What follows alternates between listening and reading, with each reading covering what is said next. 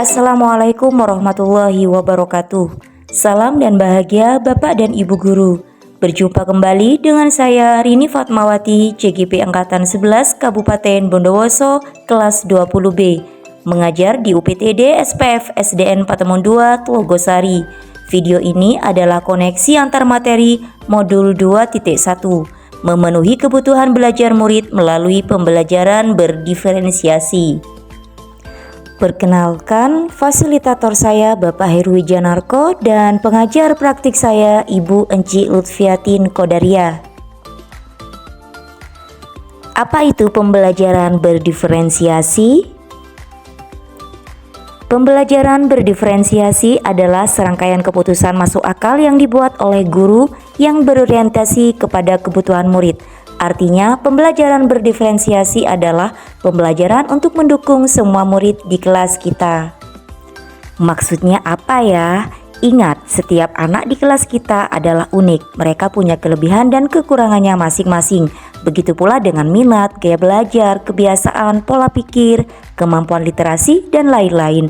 Pasti berbeda kan? Nah, disinilah diperlukan usaha guru untuk dapat memenuhi kebutuhan belajar murid yang berbeda-beda agar mereka merasa nyaman saat belajar di kelas dan tentunya tujuan pembelajaran dapat tercapai.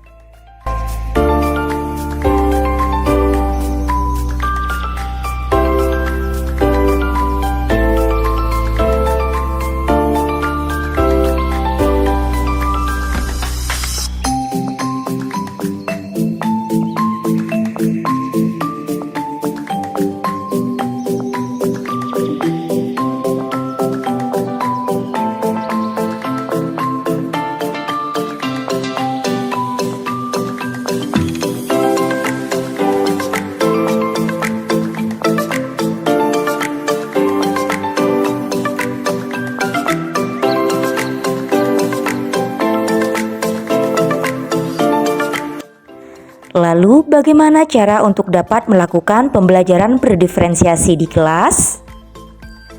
Agar dapat melakukan pembelajaran berdiferensiasi di kelas, guru harus memahami tujuan pembelajaran terlebih dahulu. Selanjutnya, mengetahui dan merespon kebutuhan belajar murid, menciptakan lingkungan belajar yang mengundang murid untuk belajar, melakukan manajemen kelas yang efektif, dan melakukan penilaian berkelanjutan. Berkaitan dengan kebutuhan belajar murid, guru harus memahami 3 aspek berikut.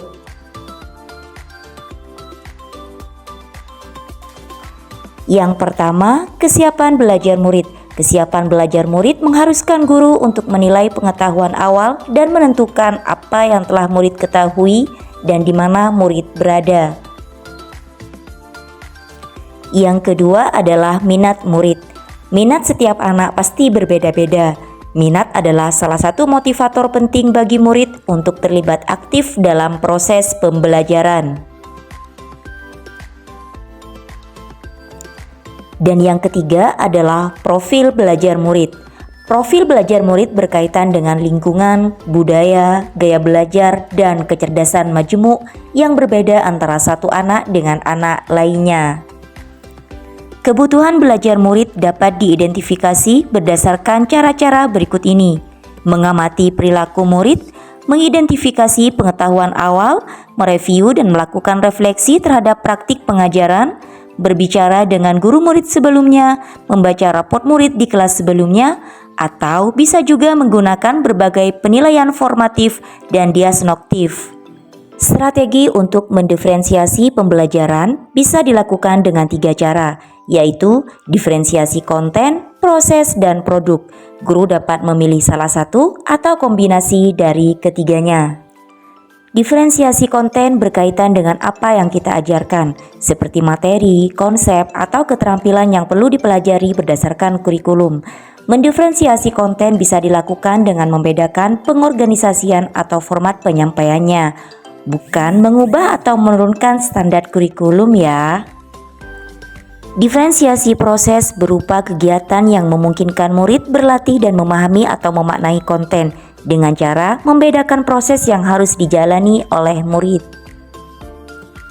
Dan diferensiasi produk berupa bukti yang menunjukkan apa yang telah murid pahami dengan cara membedakan atau memodifikasi produk sebagai hasil belajar murid, hasil latihan, penerapan, dan pengembangan apa yang telah dipelajari.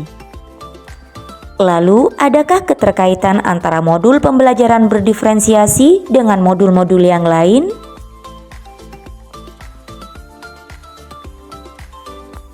Tentu saja ada. Untuk dapat melakukan pembelajaran berdiferensiasi, maka guru harus berusaha memenuhi kebutuhan belajar anak sesuai dengan kodrat alam dan kodrat zaman berdasarkan filosofi Ki Hajar Dewantara. Dalam melakukan pembelajaran berdiferensiasi, seorang guru penggerak harus berpihak pada murid, reflektif, mandiri, kolaboratif, dan inovatif untuk menciptakan pembelajaran-pembelajaran berdiferensiasi agar dapat memenuhi kebutuhan murid. Dengan demikian, seorang guru penggerak dapat mewujudkan kepemimpinan murid dengan menuntun murid merdeka belajar.